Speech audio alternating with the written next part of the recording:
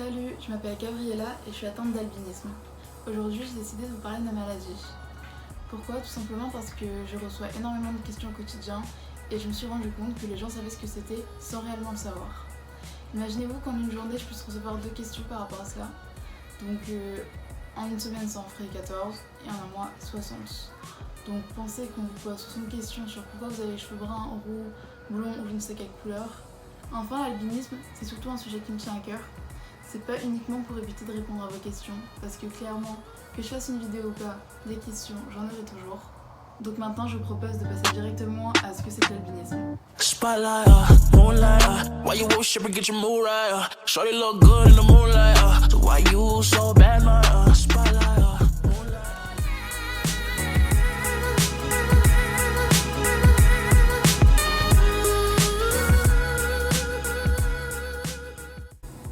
Donc si on analyse la définition qu'on a trouvée sur Google, l'albinisme c'est avant tout une anomalie, c'est-à-dire une déviation génétique, donc qui vient des gènes, et enfin héréditaire qui se transmet des parents aux enfants, qui affecte la pigmentation, donc la pigmentation qui vous permet de bronzer en été, d'avoir des yeux colorés et des cheveux colorés, et qui se caractérise par un déficit de la production de la mélanine. Donc la mélanine qui est la pigmentation brun foncé. Donc pour moi cette définition elle est un peu compliquée à comprendre, c'est pourquoi je vais tout vous expliquer en détail et avec mes mots à moi. Donc tout d'abord, d'où vient l'albinisme? Comme je l'ai dit, c'est héréditaire. Alors oui, mes parents ne sont pas albinos, mais je me suis pas trompée, c'est bel et bien héréditaire, c'est juste que c'est avant tout une question de gènes et que pour naître albinos, il ne faut pas nécessairement que tes 2 parents soient albinos. On va dire qu'il y a pas mal de possibilités. Donc la toute première possibilité où il y a 100% de chance que vous ayez un enfant albinos, c'est bien sûr que les 2 parents soient atteints d'albinisme. La seconde, c'est que les 2 parents soient porteurs du gène de l'albinisme, c'est-à-dire qu'ils ont une chance sur 4 d'avoir un enfant atteint d'albinisme. Et enfin, la troisième, c'est que l'un des parents soit albinos et que l'autre soit porteur du gène. Donc dans mon cas, il y avait une chance sur 4 que je naisse albinos. Du coup, je peux vous dire que ma mère s'y attendait pas du tout et mon père encore moins. Que pour savoir que tu as le gène de l'albinisme, il faut faire des tests. Et je pense que quand tu es enceinte, c'est pas la première chose que tu fais de te dire tiens, si on faisait des tests pour voir si on a tous les 2 le gène de l'albinisme. Ensuite, il existe 2 types d'albinisme. Donc l'albinisme oculocutané, dont je suis atteinte, et l'albinisme oculaire pur. L'albinisme oculaire pur, ça touche uniquement les hommes. Et c'est pas la maladie dont je suis atteinte, donc je vais brièvement passer dessus sans m'y attarder. Donc en gros, ça touche que les yeux, donc la dépigmentation est présente uniquement dans les yeux, c'est-à-dire que ça va entraîner des problèmes d'acuité visuelle et de sensibilité au soleil. Donc pour ce qui est de l'albinisme oculocutané, tout est dans le nom, oculo qui touche les yeux, cutané qui touche la peau. Donc c'est un type d'albinisme qui touche tout le corps. Donc lorsque je vous parlerai d'albinisme, ce sera ce type-là d'albinisme tout au long de la vidéo. Donc les caractéristiques de l'albinisme, c'est d'avoir une dépigmentation de la peau, des poils et des yeux, une incapacité à bronzer, donc puisque le bronzage fait appel à la mélanine, et comme j'en ai pas, comme on l'a quasiment pas, on a cette incapacité à pouvoir bronzer. D'ailleurs, il faut savoir que le bronzage, c'est pas seulement pour faire joli, ça permet aussi à votre peau de se protéger contre le soleil.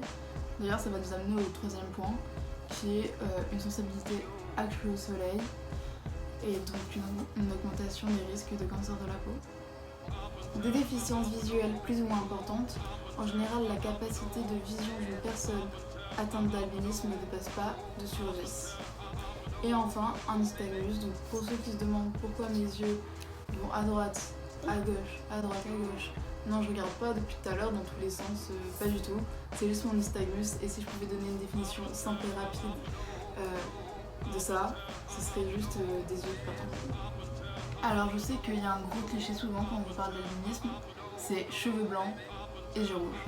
Mais ça, c'est pas vrai, vous oubliez. Quand j'ai des pigmentations, ça veut dire qu'une personne atteinte d'albinisme aura plus ou moins de pigmentation, mais ses cheveux pourraient très bien être bruns, jaune ou même roux. Donc en fait je dirais juste que ça dépend du degré de dépigmentation. Donc en gros, plus la personne sera dépigmenté et plus ses cheveux seront clairs. Pareil pour les yeux. Les yeux en fait c'est quoi? C'est tout simplement rien de plus que la couleur que la personne aurait eu de base, mais avec une dépigmentation plus ou moins grande. Donc moi par exemple, de base je pense que j'aurais dû avoir les yeux bleus ou un truc comme ça. Étant donné que j'ai mes yeux quasiment complètement dépigmentés, je sais pas si vous voyez bien, mais en gros ils sont un peu bleu, gris, violacés, un peu bizarres. Et ça on va dire que c'est un peu le plus haut dans ce qui serait de la dépigmentation des yeux. Après vous avez des personnes qui de base devaient avoir les yeux verts ou les yeux bruns et qui donc vont avoir les yeux verts très clairs, les yeux marron clairs qui vont donner même un orange. L'albinisme ça peut également s'accompagner de plusieurs pathologies, mais c'est assez rare. Donc des pathologies telles que le syndrome d'Hermansky-Pudlak, celui de Chidiac-Higashi ou encore celui de Griscelli. C'était à peu près tout pour ce qui était de cette vidéo. Donc j'aimerais faire une FAQ prochainement pour les gens qui auraient encore des questions. Donc vous pouvez les mettre en commentaire dès maintenant.